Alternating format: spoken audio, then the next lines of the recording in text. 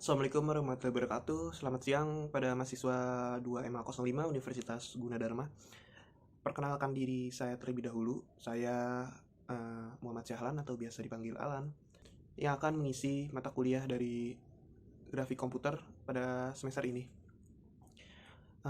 Sebelum memulai materi lebih jauh, biarkan saya memberi materi dasar dulu, terutama untuk dasar-dasar dari desain grafis, dan terutama untuk para mahasiswa yang menyukai desain grafis, pastinya mata kuliah ini mungkin akan menarik untuk kalian. Saya mulai ya. Yang pertama dari prinsip desain grafis, itu ada 4 poin.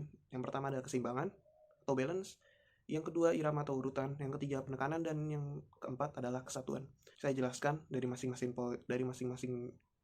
poin tersebut. Yang pertama ada keseimbangan dulu. Keseimbangan visual secara umum itu adalah kesamaan bentuk, seperti jika kita bercermin. Keseimbangan sendiri pun masih punya 3 poin lagi di dalamnya.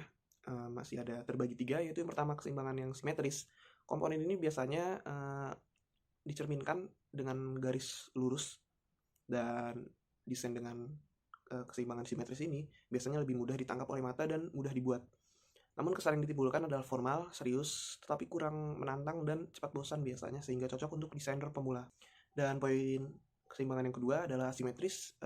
Di sini agak sulit mendesainnya karena perlu banyak berlatih dan berkompromi dengan prinsip desain lainnya untuk mencapai keindahan desain dan keseimbangan asimetris. Namun kesan yang disampaikan itu informal, modern, dinamis, dan menantang biasanya dan berani. Dan yang terakhir ada radial. Di sini meskipun hampir mirip dengan keseimbangan simetris, namun kesan yang ditampilkan seperti ada pancaran dari tengah lingkaran. Keseimbangan radial biasanya sangat mudah ditangkap oleh mata karena seakan-akan diarahkan fokus langsung ke titik pusat lingkaran. Yang kedua ada irama.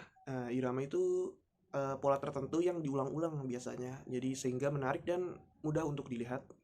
Irama pun terbagi menjadi 3, sama seperti keseimbangan tadi. Yang pertama ada normal, kedua ada mengalir, dan yang ketiga ada berproses.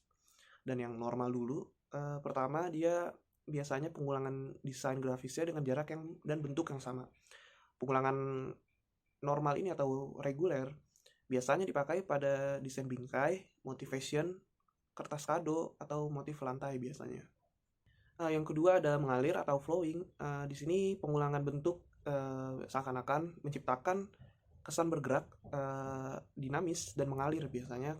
Karena pengulangan ini biasanya terbantu karena ada jalur spiral, garis lurus, atau lingkaran. Yang terakhir ada progresif. Di sini ada peralihan atau proses di setiap tahapnya sedikit demi sedikit. Dalam dunia animasi biasanya sering disebut dengan morphing. Yang ketiga ada penekanan. Di sini mata akan melihat komponen yang terbesar dan kontras terlebih dahulu, karena tidak semua komponen grafis sama pentingnya, dan audiens harus fokus kepada yang diarahkan atau titik dan objek terlebih dahulu. Untuk penekanan yang kontras, biasanya penekanan ini karena adanya perbedaan konflik pada komponen desain grafis. Misalnya kontras warna hitam dan putih, kontras garis tebal dan tipis, kontras font size yang besar dan yang kecil, dan yang lain-lain. Untuk penekanan yang skala, biasanya skala ini perubahan ukurannya tanpa perubahan perbandingan ukuran panjang, lebar, atau tinggi. Untuk proporsi, biasanya perubahan perbandingannya antara panjang atau lebar, sehingga gambar yang ditampilkan dengan perubahan proporsinya biasanya sering terlihat di sini. Dan hati-hati kepada mengubah proporsi, jangan sampai terlihat tidak normal. Dan yang terakhir ada kesatuan. Di sini ada kedekatan dan penutup. Biasanya dengan kedekatan objek-objek, mata akan menangkapnya sebagai sebuah grup atau sebuah kesatuan. Dan ada kesamaan dan konsisten dari kesatuan ini. Biasanya konsistensi pada bentuk, menggunakan bentuk-bentuk yang sama atau bentuk-bentuk kesatuan pada sebuah desain. Yang terakhir ada perataan. Dengan menggunakan grid atau guideline akan dapat desain yang rapih, dan guideline bisa berupa garis horizontal, vertikal, atau diagonal, dan kurva.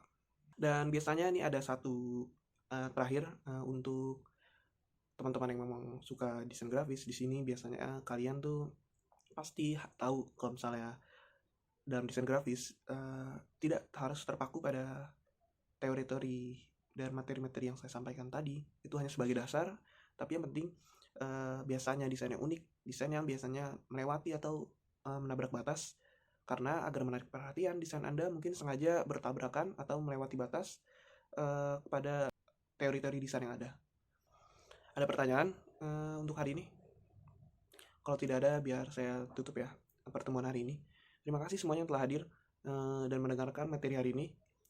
Saya sebagai dosen grafika komputer semester ini mengucapkan terima kasih, dan jangan bosan-bosan pada mata kuliah ini, karena ini akan berguna untuk kalian ke depannya. Ya, segitu aja dari saya. Terima kasih semuanya.